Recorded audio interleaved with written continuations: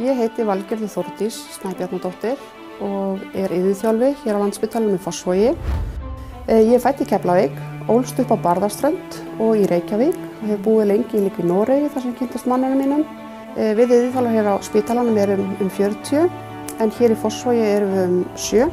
Þá felast verkefnin meðal annars í því að meta fólk við daglegar athafnir og hvernig því gengur að koma sér heim í rauninni eftir áföll. Ég valdi iðjuþjálfun vegna þess að mér finnst mjög gaman að vinna með fólki og mér finnst gaman að geta stuttað til sjálfshjálpar, gaman að ferðast.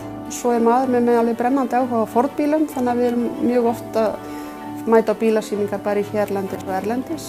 Var þátttakandi í CAP Project og þar vorum við að þæfa grímur við svona víkingalanghús úr þvægi sem við vorum búin að safna nokkur yfir nokkra daga í fötu og þannig var það þvegið áður fyrr.